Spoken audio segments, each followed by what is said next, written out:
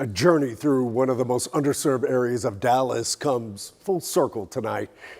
Fernandez has championed the voices of Southern Dallas for nearly 10 years, and on his last day with WFAA, went back there to look at its growth and challenges. From a Grow South initiative nearly 9 years ago to once ignored communities that are finally seeing some signs of change. It's actually growing right now. Many residents may tell you one thing is certain. You have real people in Southern Dallas. And there's a huge sense of pride in calling Southern Dallas home. Friendly people. Me and my neighbors get along well. You know, when I moved here 9 years ago, I hit the streets asking a cross-section of people from around Southern Dallas 3 main questions. Questions I continue to ask now.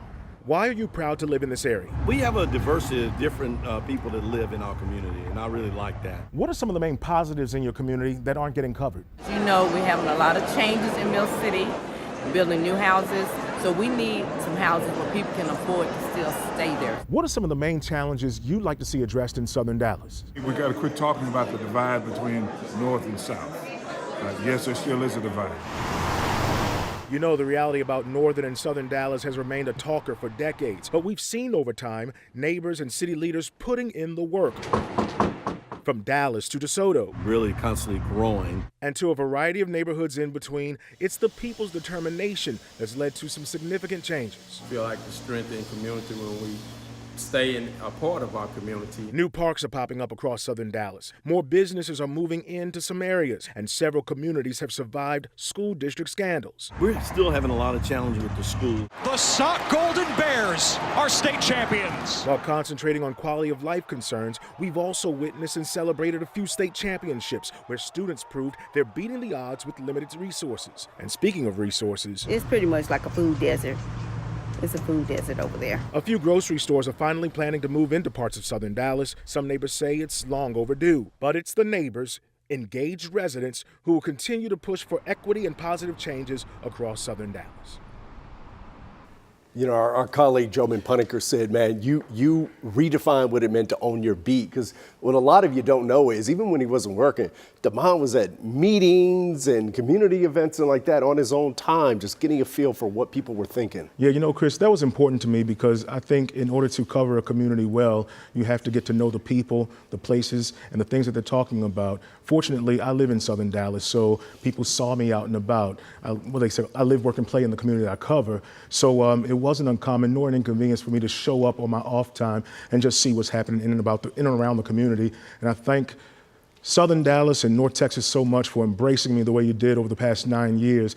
I know that was only 1 minute and 45 seconds worth of a story, and it's tough to cover the range of things that we've tackled over the last 9 years, but just know we see you and we hear you, and we know that the issues that are happening in and around Southern Dallas are important to you, and we're committed to continue hearing your voices and making your voices heard. Yeah, well, I'm one of the lucky ones because it's not really goodbye for me. Damon is heading to my hometown, Detroit, Michigan. He's going to be one of the main anchors there in the evening. So every time I get home to see my family, man, I'll get to see you too. Yeah, and I'll be watching you guys too, and I'll be watching to see how you guys are doing around here. I know so many people across Southern Dallas are connected to me on social media. My social media will remain the same, at Damon Fernandez. And don't be surprised if I continue to pitch some of your tips onto folks like Chris and our entire newsroom. Oh, I love it. I love it. Damon, congratulations again, man. Thanks, Chris. Hold on. Oh, here it Come here, comes. man. Give me a hug, buddy. I'm going to miss you. And so, and you tell us, thanks to them, it's thanks to you, because it's guys like you that make us all better. Well, so thank you for being here for all these years with us. I appreciate you. And thank you were for all, Jesse and I, Chris and Lee, we were talking about this earlier, so thank you, Damon. Thank you. And you know, it's been so overwhelming hearing from so many people across Southern Dallas today. Story pictures are still coming in from folks who don't know yet that I'm leaving. Yeah. Barbara Edwards wants people to know that there's a men's health fair in Oak Cliff next week at the Hiawatha Williams Center from 10 to 3 on Saturday. I'm going to get that in real quick just because I want to make sure people know about it. But you know, health challenges are one of the big issues that we've covered across Southern Dallas communities.